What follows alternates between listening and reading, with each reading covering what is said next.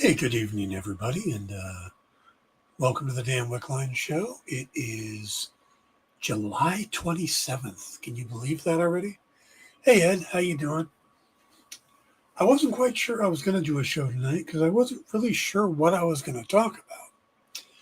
But I got to thinking a lot about San Diego Con, stuff like that, and writing and some of the things going on. So I thought I'd just come on and talk a little bit about the art of writing and stuff. But and some of the downsides that people don't really know much about. But before I get into that, I wanted to talk about the pop culture stuff, the fact that we have two major movies in the theaters right now, one from Marvel and one from DC, and the idea that we have a brand new universe starting with brand new DC universe starting with Superman, the character that launched not only DC altogether, that made the superhero world. Come on, he's the first real superhero. I mean, you could think Zorro, stuff like that, but super powered superhero it's Superman. Yeah, I even picked up a little pop figure of him because I really did like the movie. And then we have the Fantastic Four, another reboot, another new take on it, but it's Marvel Studios' first take on it. And box office wise, they're not that far apart. Superman did like 125, and Fantastic Four is estimated at about 118 right now. They're close. That might bump up a little bit when the actuals come in.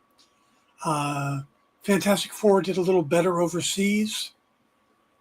That's probably because Superman is much more tied to America as an entity, and America's kind of frowned upon in some places right now.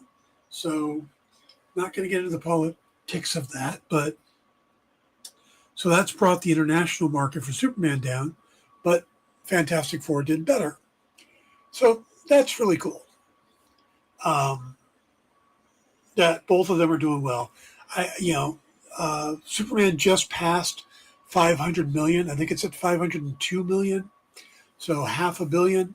I don't think it's going to make a billion, but it's at like 289 million domestically, which is only 2 or 3 million below what Man of Steel did in its entire domestic run. It did 291 domestically.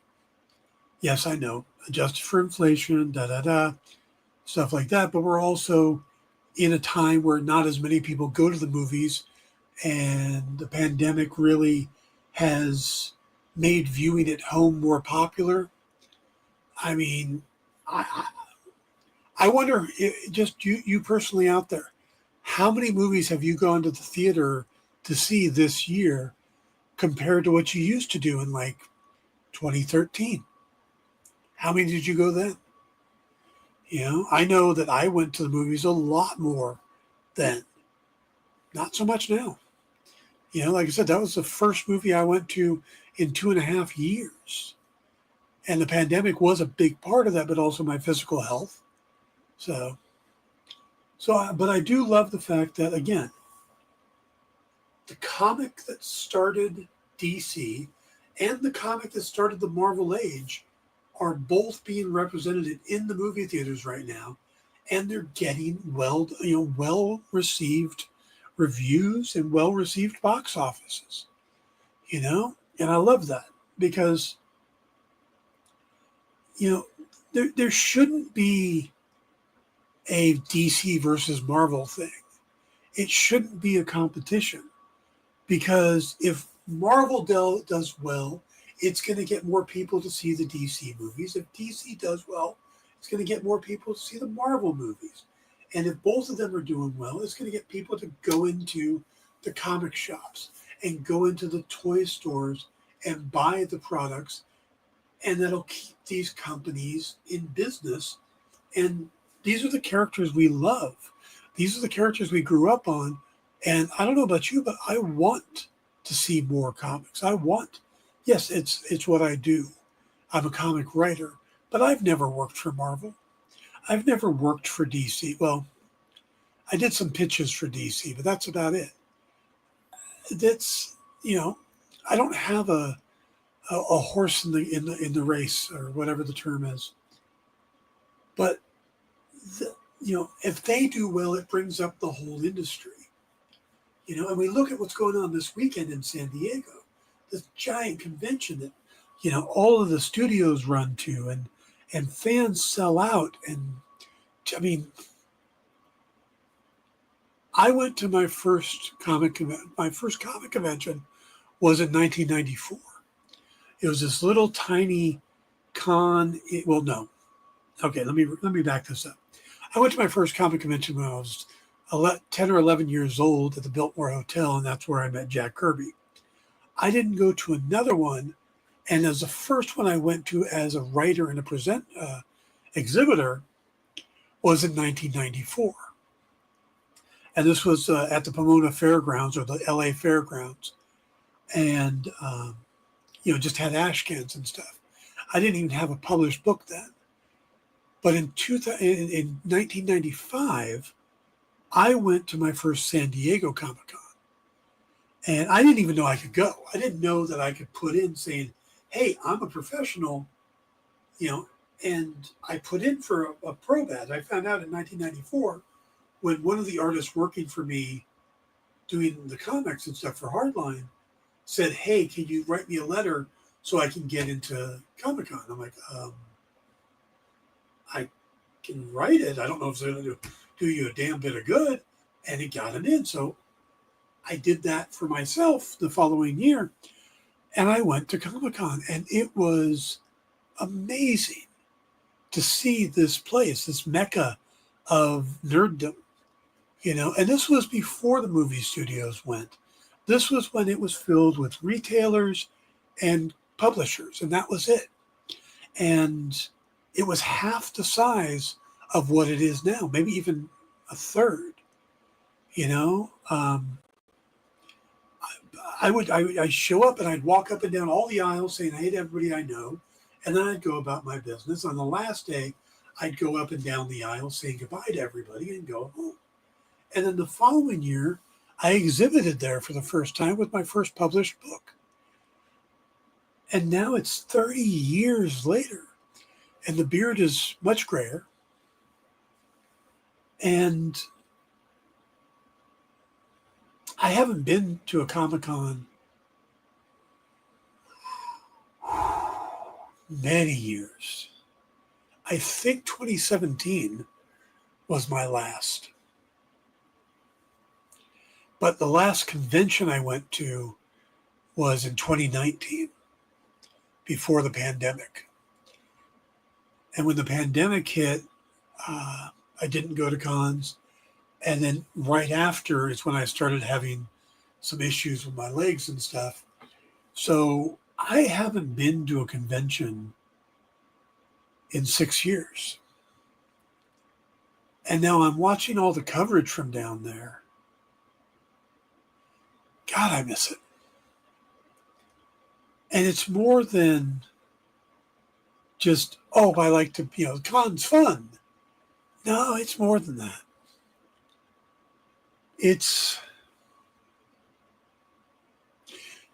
Do you remember watching Cheers?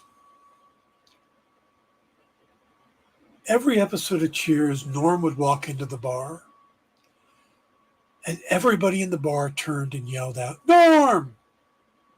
And he'd have some pithy line, some comeback, how's it hanging, Norm?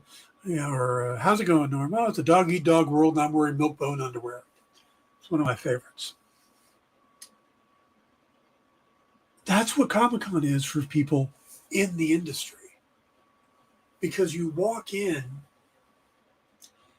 and you see all the people that do what you do. You see all your coworkers.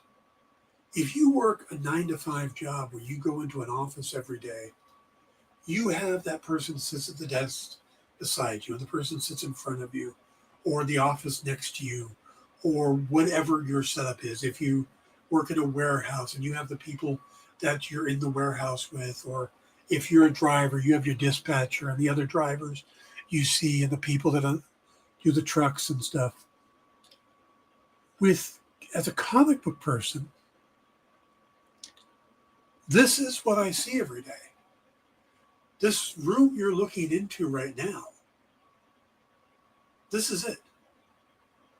My dog that is not even with me anymore, this picture is, what I've got. I don't have a coworker here.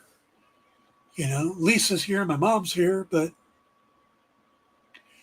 I don't have an artist that I can turn to and say, hey, when you're doing this page, do you want this kind of monster or for that kind of monster? Or I can turn to another writer going, I'm having a problem with this scene. How would you handle that? Or vice versa. Or just talk about, hey, do you think they ever did this with Superman before? There's no one. There's no coworker. You work alone. You are in your little space and you're creating your world.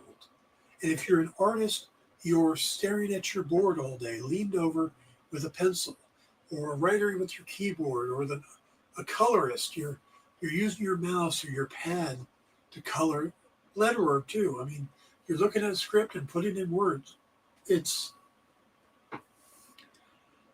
is a very isolated job. And you break that up by going to conventions. That's when you see your coworkers. That's when you see the people that do what you do, that have that same love for doing what you do. And then you get to see the fans. You get to see the people that you create for. The people that love what you do, or like what you do, or hate what you do. There's nothing wrong with that too.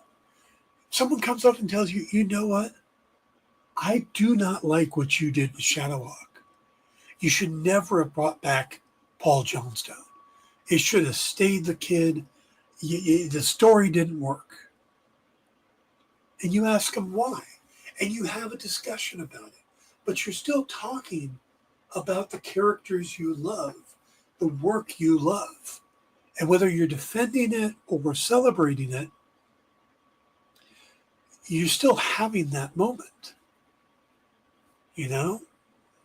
So not having been to a convention and then seeing San Diego this weekend, or Comic-Con Revolution just recently, or Phoenix Con. Oh, I love Comic-Con Revolution. I love Phoenix Con. There's some other really great conventions that I would go to regularly that I just haven't been able to go to. And I want to get back to that. I'm getting close. I'm getting to the point where maybe in a year I'll be able to get back out to the con circuit, and I want that. But I've also got to have a reason to go out to the con circuit. And the other part of being in a convention is talking to the people that hire you, that give you work, that the networking. And I haven't been able to do that either. If I want to talk to an editor right now, I got to send them an email and hope that I catch them at a time that they can read it, and it doesn't just kind of, I'll read that later.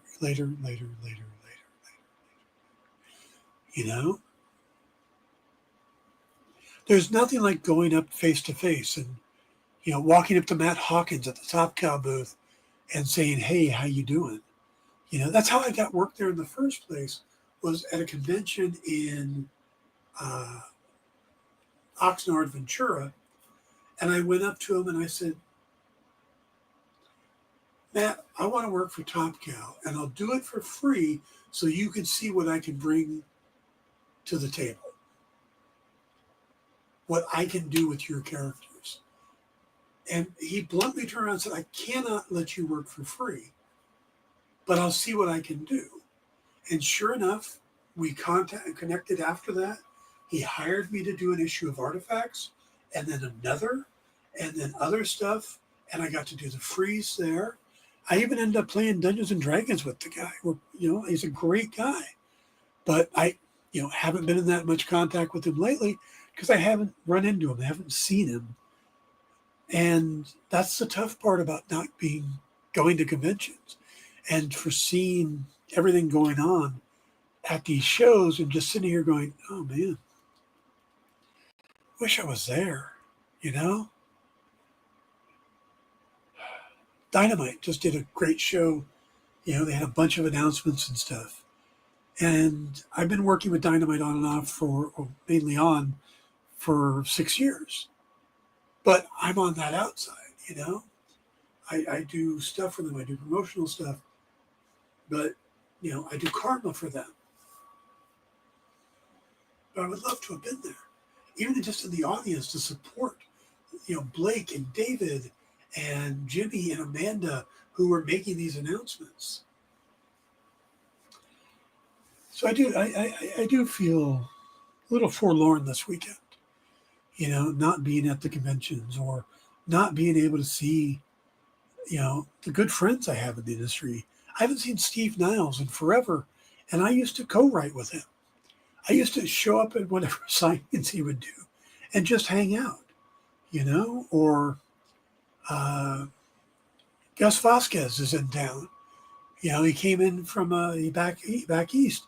Would love to have gone by and said hi to Gus or to Ray Height or Tone or just, God, the list just goes on and on. Mike Wellman, Rafael Navarro, who I have known for 30 years. Haven't seen him in forever. Because, that's where you see him at the conventions. But a convention is a lot of walking. There's no, I'll just sneak in the back door and then my table will be right there and I'll be good to go. No, it's a baton death march. Phoenix. I used to do Phoenix and I'd have a close hotel, but it'd still be a couple blocks away. And then you're walking in this aggressively violent sun. It's the best way to describe it.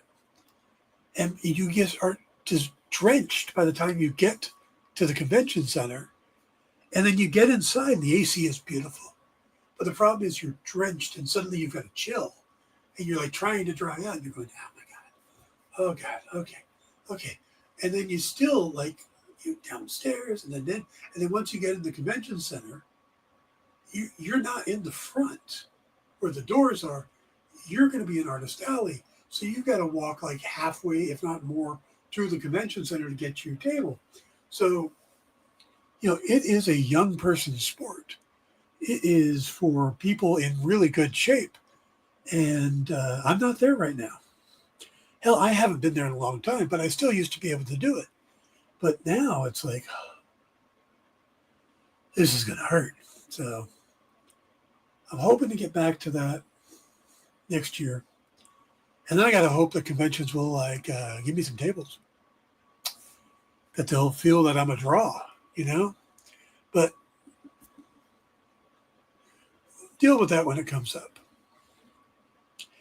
But I wanted to talk about writing. Because writing is a very unique thing. And I've been experiencing something lately that, how do I put this? There's a couple different types of writers in this world. There are writers who think that they're the best ever. And I don't know if they are, in their mind, the best ever, but they have the confidence to put themselves out there. And they can market themselves. And I can think of a couple people like that. But one specifically is a gentleman named Josh Fialkov. I met Josh early on. He was doing his own comics, Horse and Buggy, horse spelled like, sore throat horse. I did a story for one of his books, a vampire western with my friend Bobby Breed, who's my artist on Bloodlust. So it seemed to make sense for do a vampire story. And he called me up one day and said, "Hey, can we get together for lunch? I just want to pick your brain a little bit." I said, "Sure." So we went up to TGI Fridays and, out by me. Debbie, my wife at the time, came with us. And we sat down and we just talked. And I gave him my outlook on the industry and about how I look at it as, it's a ladder. You work your way up. You start at the lower publishers and then kind of work your way up. Okay, I started off with Avatar and I started off with these guys. And then I went to Humanoids and IDW. Then I'm going to work up to Dark Horse and then Marvel and DC. And it was a great conversation. I liked the guy. And then I did a convention in San Jose where he was sitting next to me. And he had gotten one of his books. He had done a graphic novel and it got written up in I don't remember what magazine, but it was a prestigious magazine. Maybe Newsweek or Entertainment Weekly or I don't know.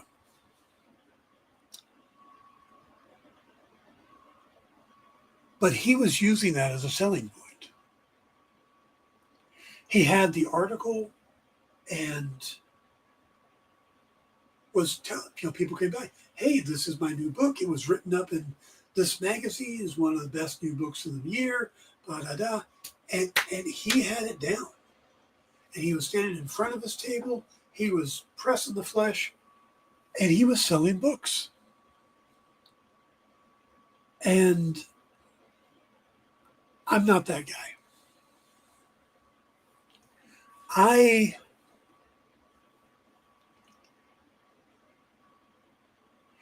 If I love something, I will tell you about it, and I will tell you about it till I'm blue in the face and,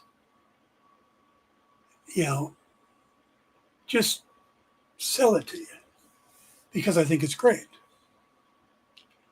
Except my own work.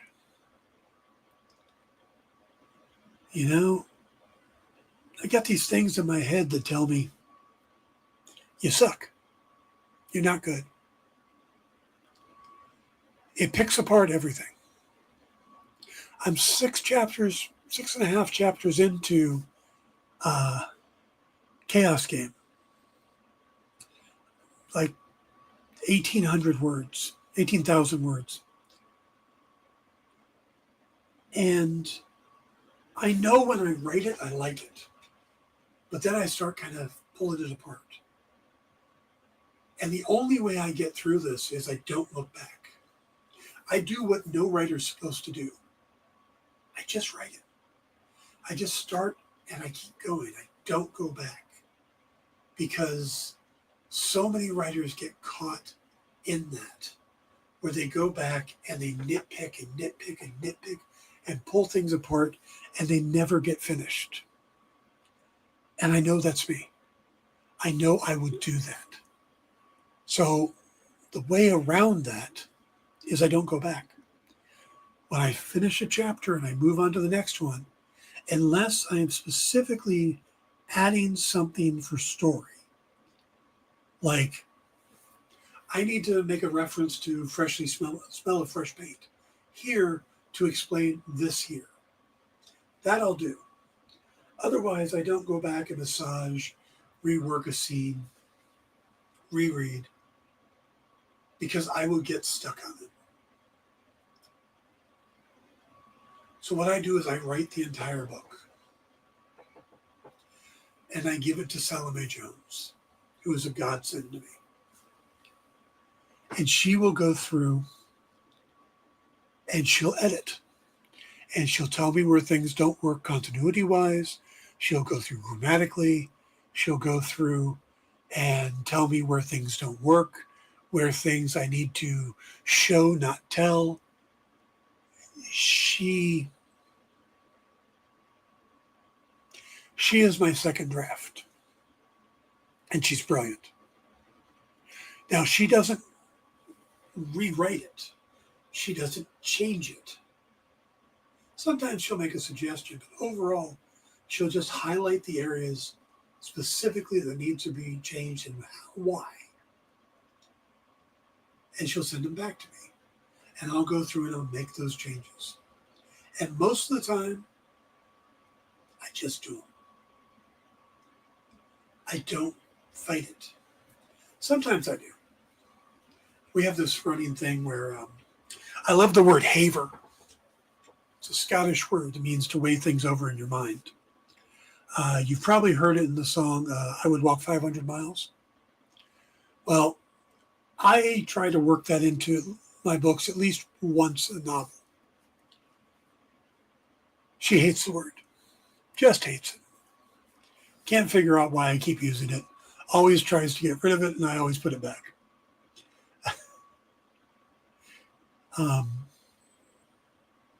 But otherwise, like I said, she's godsend. And then I hand it, I do another pass over it, and then I call it done. That's my writing process. And there are probably very few writers who do that, if any. Because, like I said, I know I will get stuck in the quagmire of doubt if I go back and play with the things I've already written. And I have faith that she's going to tell me how to improve it without getting stuck in the quagmire. And together we put out a book. And it's worked well. It's worked well on the 3 Fog books, the books I did for Dynamite. She's read over some of my comics. The only book I've written that she didn't do that on is Blythe, the Trailer Park Night Rises. And that's because she was out of commission, and her husband, Tim Dodopoulos, did that for me. And the two of them are amazing. It says, whatever your process, it works. I've never read anything you did that I didn't like. I appreciate that, Ed. I appreciate that so much. And that's going to get to the other point that I was going to grow towards. I am horrible at taking compliments. And I don't mean that, I wrote a story on Facebook the other day about my doctor and how I had taken in a copy of the first Lucius Fogg book. And then the following week I came in and he was just obsessed with talking about it and just loved it. And I know that it totally probably sounded like a humble brag. Like I'm like, oh, hey, look, my doctor loved my book. You should read it too. That honestly was not what I was doing. I was so surprised and blown away and energized by that. Because, like I said, this is a book I wrote a long time ago. And again, anything that I've written and I've stepped away from in my mind becomes crap. Every book. It's just the way my brain works, the little demons in my head. So it becomes really difficult for me to hype a book. And it's difficult for me when somebody tells me they like a book. And as soon as someone does, I deflect. I'll change the subject, or I'll point out, well, it didn't do as well as I hoped, because I don't know what to do with that.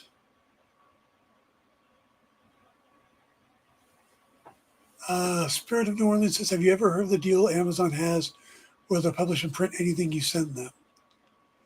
I do a lot of my books through Amazon. That's, it's a little different than that, but yeah. that's how I do my stuff. I don't have a lit agent. Coming out of the comic world, I couldn't see writing a bunch of letters to a bunch of people, begging them to sell my book for me.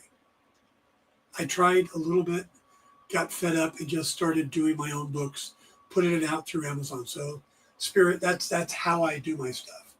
So, if you go to Amazon, you can find my Fog books, my Blythe book, and when you buy it, they take a small part, and then the rest comes to me.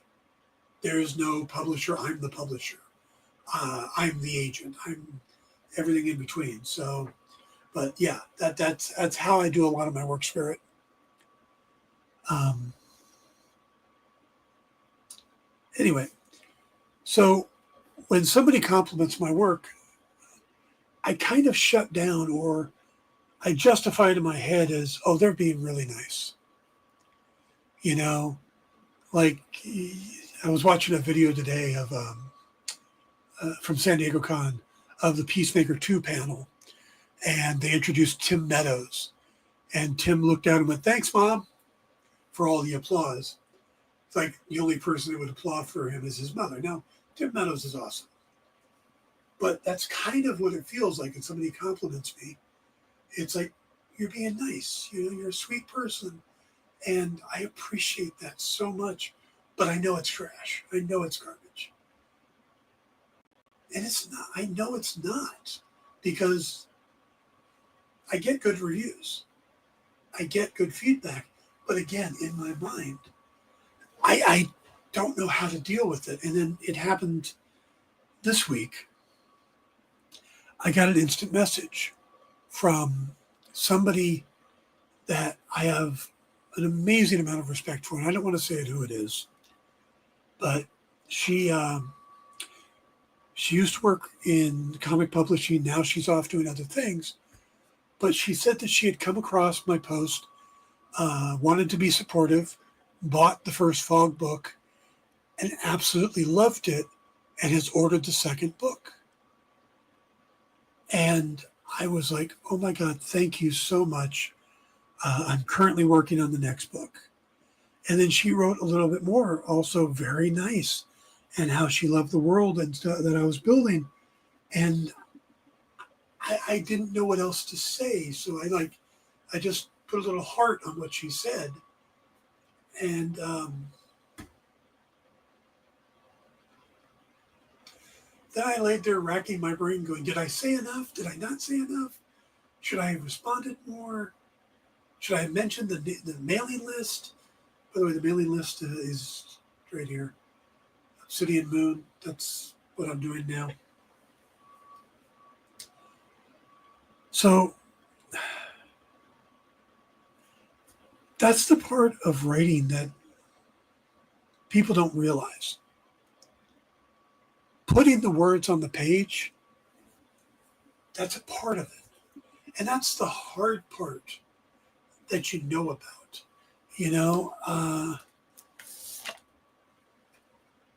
I wrote this. This is an adaptation of the first boys graphic novel, Name of the Game, and I got to write it for Dynamite. And it's not just a straight adaptation. I was able to add parts, put in some history, put in some other scenes that don't take place, but scenes that fill in the story. Some things that are pulled from later on that made sense to happen here. Now, Dynamite put it out. It's out there. It did well, especially overseas. But the thing is that this book went to Garth Ennis. He read it. He approved it. But still in my mind, it can't be that good, right? I wrote it. It can't be that good. And that's just, how do you... Writing is, like I said, just the first part. Then you have to sell the book. You have to hype the book. You have to get out there and convince people to buy the book or to hire you to write the next thing. And that is... That is difficult if that's not something you naturally do. It's crucial. It is so important, but it's hard.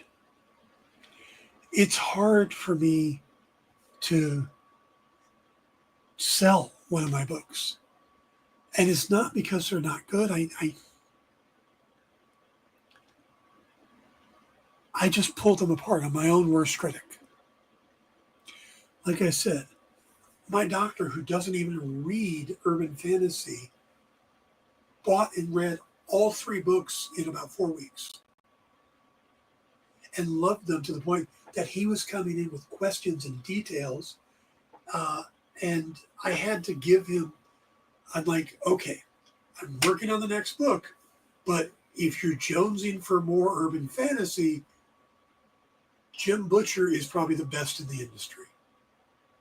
And I will sell Jim, I will tell everybody about Dresden Files because I love them. And what's funny is I didn't even know what Dresden Files were till I'd written 2 of Fog books. And then someone on a quote for the 3rd book said, it's up there with Dresden and Iron Druid. And I'm like, I don't know these. Or I knew Dresden from having watched the one season they did on Sci-Fi Channel. But so I went out and I listened to and read, or I listened to all the Dresden books and the Iron Druid books, and I love them both. Kevin Hearn, Jim Butcher, amazing writers. And now that's a lot of what I listen to now are urban fantasy books. But I didn't even know it was a genre until then. So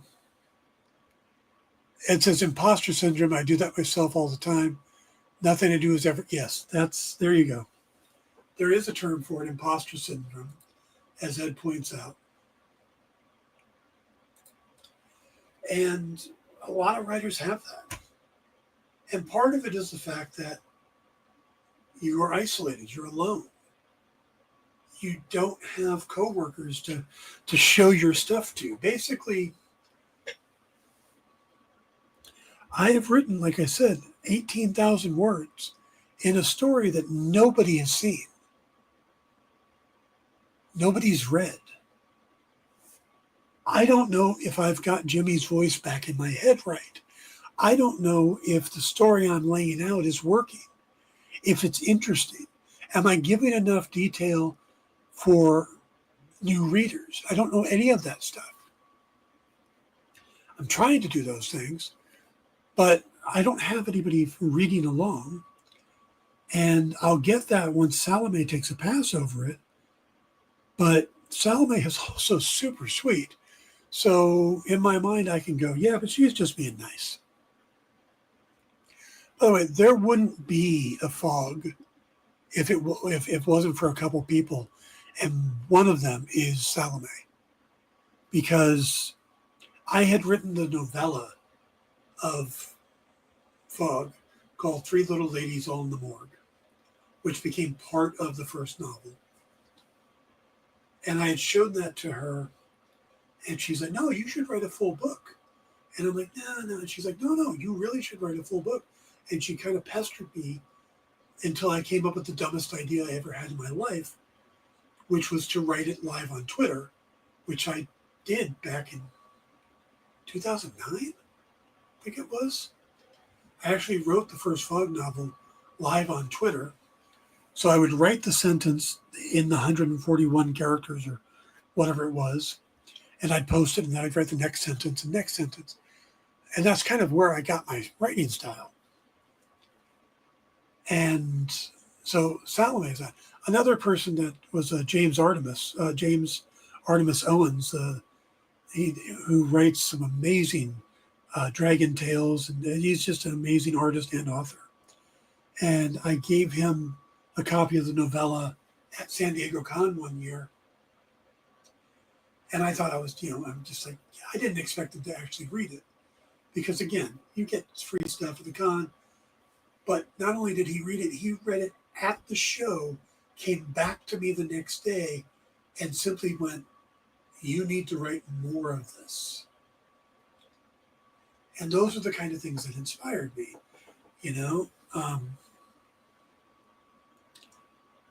Because again, you get in your head and you tear it apart. And Lisa gets on me. She's like, "You don't know how to hype yourself." It's tough. I always think that it would be great if I had a partner, if I had someone to be my hype man or hype person that would do the social media posts and go to sales. I go to the cons and I talk to people, but that person in front of the table getting the attention and stuff, because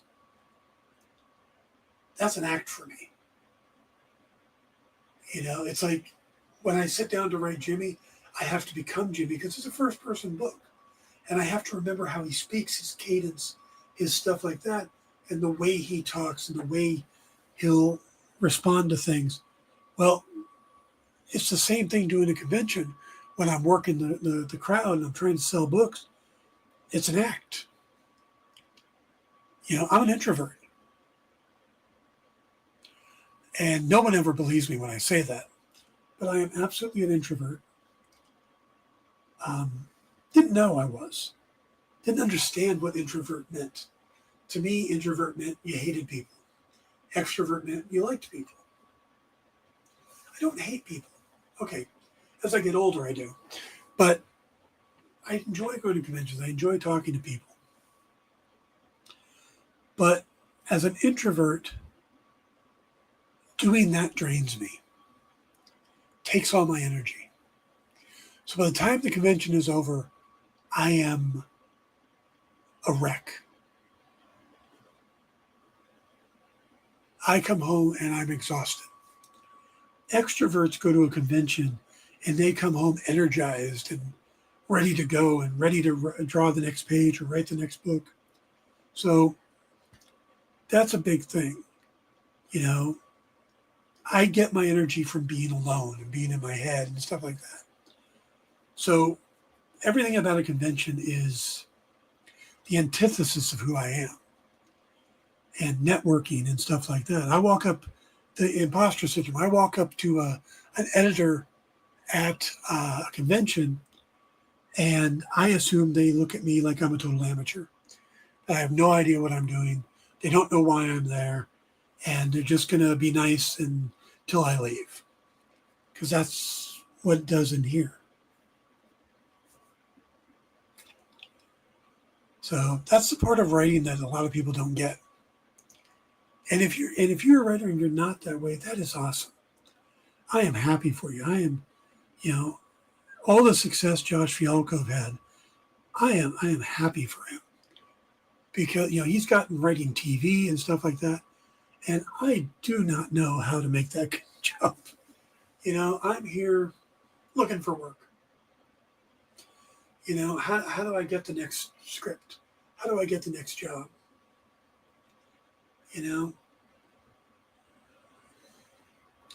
How do I sell the next book? I have a lot of faith in Obsidian Moon. The idea of multiple properties that all tie together in an urban fantasy universe.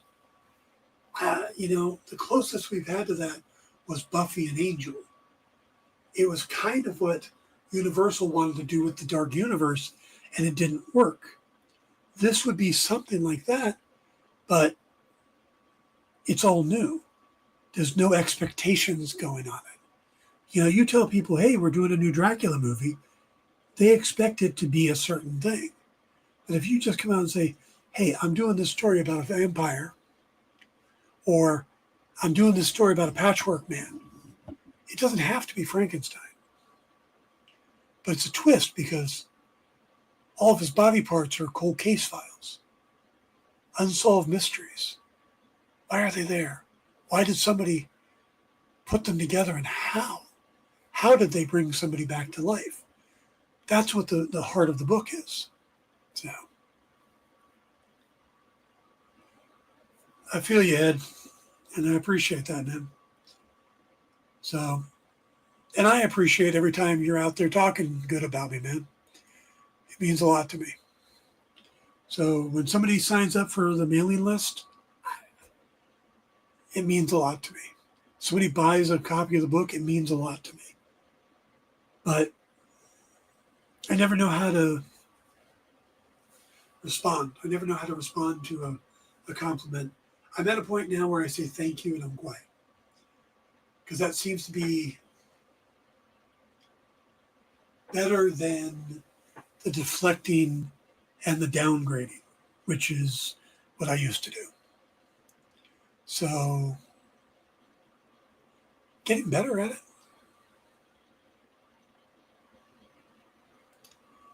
I still want to get back to conventions. I want to see the people. I want to talk to the fans. I want to talk to the other creators. I want to network again. I want to get more work. I am miserable without work. Yep, I'm doing Obsidian Moon. I've got to write the next Crimson Sail script for Ethereal. But I want to write Ninjak for Valiant. I want to write Daredevil for Marvel. I want to write Green Arrow for DC. Or The Question. I want to write scripts for DC Studios or Marvel Studios. I want to do novels. I want to, take on some big characters. I want to run a James Bond story. I want to write Batman. I mean, the characters I love, I grew up with. The only way you do that is networking and getting out there. So it's tough this weekend. Seeing San Diego, seeing all the people down there, and not being there. Not being able to network, to talk to people, to just see my friends. It's rough. So yeah, I guess tonight was basically a therapy session. And by looking at the count on there, a lot of you stayed for it, and I appreciate that so much. I really do. I am working. I am getting Obsidian Moon done. I'm doing a little different this time. There's a point in the book where things change, and I want to get to that before I give it to Salome, which I think is going to be chapter 10 or 11. So I'm going to push my way through a little longer before anybody actually sees this. And it's tough, but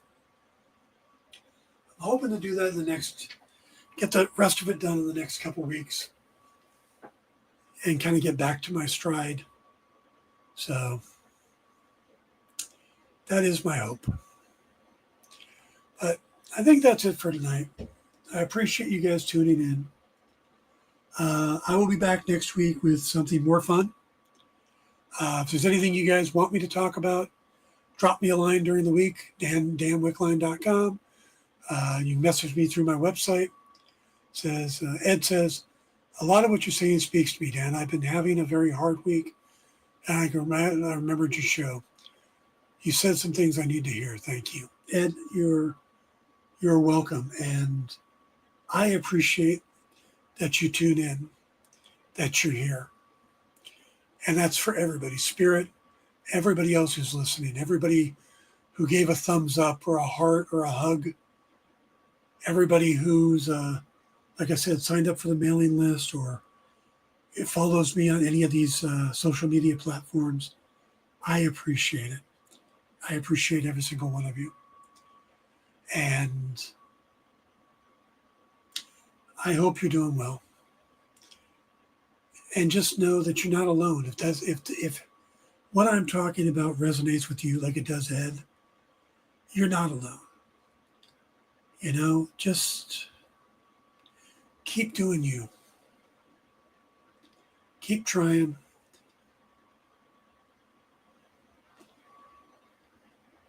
And maybe karma willing, and I don't mean that karma, things will start happening good. So, thank you all for tuning in. I will be back next week, like I said, with something more fun. I appreciate it, and we'll see you then. Ed says, sure is easy feel along, though. That's the toughest part of it. Yeah. That is. That is the tough part. So, all right, you guys, take care, and I will see you all very soon. Good night.